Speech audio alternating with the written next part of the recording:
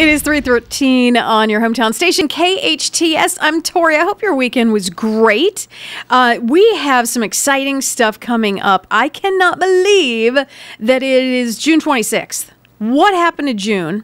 But here's the exciting stuff. You know what happens in the SCV on July 4th. I'm not quite sure there's any town in SoCal that does it up like we do. And here to talk about the 4th of July parade is our very own Linda Storli. Now, you have been, I'm going to say organizer. Is that fair to say? What's your exact title? My exact title is chair. Chair. She's been the chairperson for a very long time and knows absolutely everything you need to know about the 4th of July parade. And she is our special guest this afternoon here at KHTS. So welcome, Miss Linda.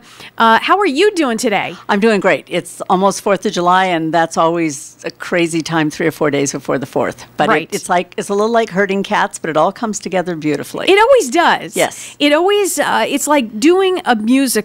You know, dress rehearsal can be a complete disaster, and then opening night, everything is right where it needs to be. Perfect. Right? Perfect. So tell us a little bit about, first of all, what year are we in as far as this parade? What year do you think we're in? We started in 1939, I believe. We were one parade we didn't do during World War II, and I'm not quite sure because I wasn't born then, believe it or not. Though I do have a former student here at our wonderful KHTS hometown station that probably does think I was around in the 1930s. Oh, this guy? Yeah. My boss? Yeah. Oh, come on. Yeah. Oh. Good student, but don't tell his mom because okay. we still conspire. Okay, it's been going on a long time. We have the distinction of being the largest small town parade in the country. Mm-hmm. Now, I don't know how you get there because data, of course, can be anything you want, but we're a 250,000 person city, but we're still the smallest town parade that there is, but we're big. We've got over 1,000 volunteers, and we have 8,000 people that sit along the parade route, and another probably 25,000 that watch and listen to it on the media, which I need to thank our own hometown station, KHTS, for doing a pre-broadcast, broadcast, and after broadcast of our parade. Linda, we are so excited. It's the first year we're doing this, and we thought, you know, it's such a, parking can be can be difficult. So we want everyone to have a good time. We don't want anyone to get frustrated this year. So we're going to talk about parking. We have, Aaron and I are going to be scouting the area. So when a parking lot closes up, we tell you which one to go to next so you don't get frustrated, so you can get straight to those pancakes down the road.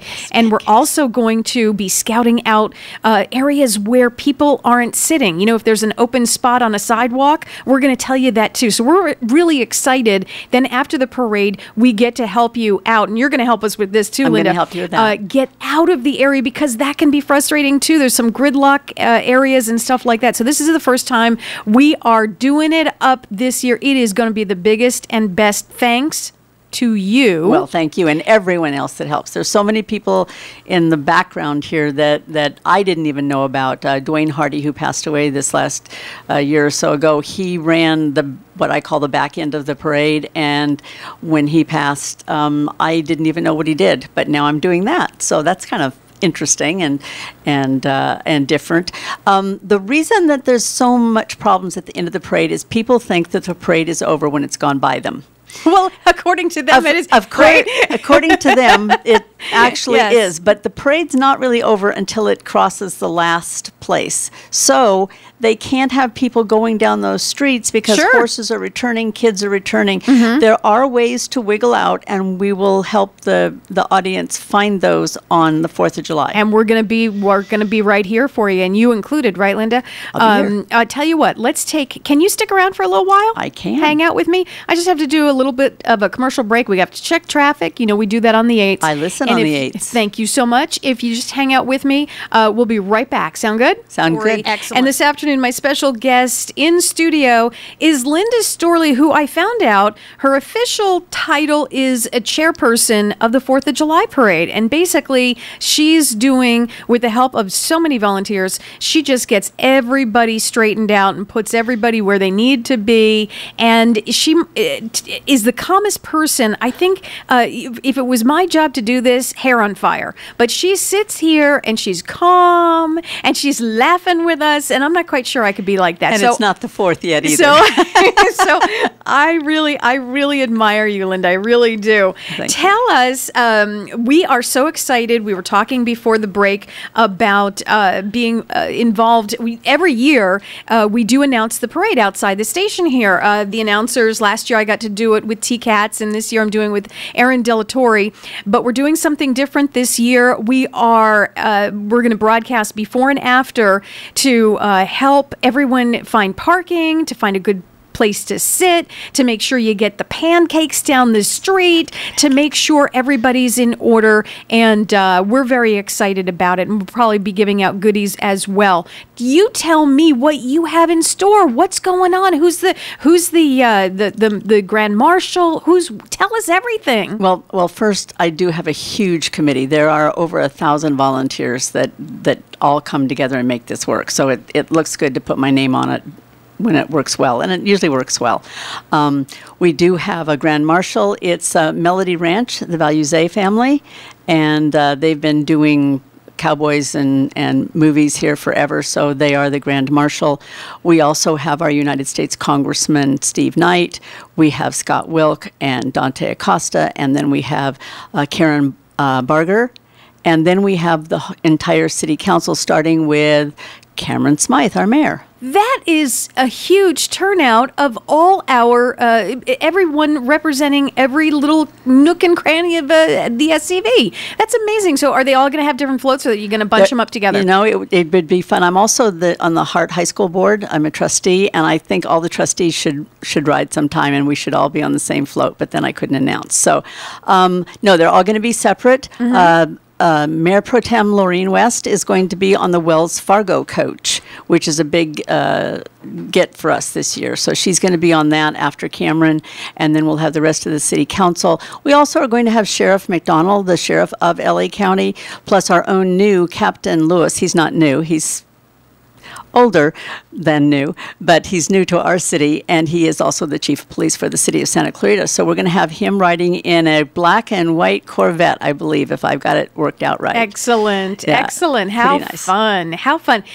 We always have so much. It's interesting because last year I'm sitting here and I was announcing with T, and you get so wrapped up in seeing all the activity, and I almost forgot that, I got to announce. Wait, what's happening? It's just, there's so much activity, and everyone comes out for this. I don't know anyone in the Santa Clarita Valley who doesn't come out for this. And you know, I need to say something, because not everyone does. And everyone I know does, because I run in the same circles of the people that go to things like this. But you know, we have people that don't even know we have a parade. Stop it. Yeah, absolutely. How can that be? This is huge. I don't know. And it's a huge parade. I brought my little kids here when they were 3 and 5 years old, and we sat on lions and we watched it go by. This parade is so amazing because it takes in all sorts of groups and people that need to be getting along with each other, and they're set behind each other in a parade, and they have to make friends, and that's a good thing. It's a fun time. It really is a fun time. And it all starts, if you get here early, you go straight down the block to get the pancakes. Pancakes. The Rotary Breakfast is awesome. It's south of here a little bit, and they've been doing it forever, and it's a great deal. I think it's $4, and you get pancakes and coffee and sausage and all sorts of yummy things. Oh, it's fantastic. Yeah. Had it last year. Started the day off. And what was great, now, are we the band? Is there a band? We have an all high school band.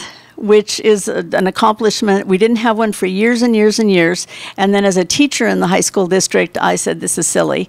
So we got together, and all the high schools in the district will be participating in an all-high school band. Now, that's marching in the parade. Marching in the parade. But what I was talking about is last year there was an amazing band playing at the breakfast. Oh, absolutely. And my husband, Dennis Kuntz, and I, we danced every year for the past 27 years at the pancake breakfast. Oh, so there's going to be the it's band. Rock and roll. Exactly. And it's perfect. It's wonderful. It is wonderful because it really gets you in as soon as you start hearing the music and you're eating the pancakes and you find a place to sit, and it just gets you ready for the parade. It's a great start to the morning. And I'm extremely patriotic. So for me, the colors go by and the flag goes by and you play the national anthem and I cry. I can't help it. It's just what I do. It's okay. I mop up the tears and we go on. But especially now in our country, I think it's nice to have kids see that all sorts of groups can get together and honor the country and not necessarily be a Republican or a Democrat or in the middle. It's still our country, and it gives me one of those nice warm feelings inside. Just united. Yeah. United. Plain and simple. Linda, before I have to go to traffic, we do something here. We have a little fun in the afternoon. And I know you're coming back. We're going to talk to you later in the week. We have fun in the afternoon. We do. Here. Okay. We do. We do. You're looking at my boss, Andrew Delgado, aren't you? I am. Who was my student, by the way? You did a good job. Yes, he did. We have what's called the KHTS Fast 5. And I know you're coming back. You'll probably talk to George in the morning, and I think you're going to visit me again. But before you go, I just have some quick questions. And these are fun questions. Is this like a test? Is this like a test I could fail? Okay, go ahead. We call it the Fast 5, but since we don't have all that much time, I'm just going to give you 3. And the point of it, you being a teacher, you'll understand this, is just to answer very quickly. Very quickly. First thing that comes to mind. Stream of consciousness. Okay. Right. You ready? Mm-hmm. Okay. First question. I'm only going to give you 3. If you didn't have to sleep, what would you do with that extra time? Sleep more. I love sleeping. A good I nap. do too. Nothing like a good nap. Okay. Number 2. What job would you be terrible at? I don't know. I loved the job I had for so many years. I'd probably be terrible at engineering. I would be a terrible engineer. I'm a terrible mathematician. There you go. Aliens, your last question, Linda. Here it is.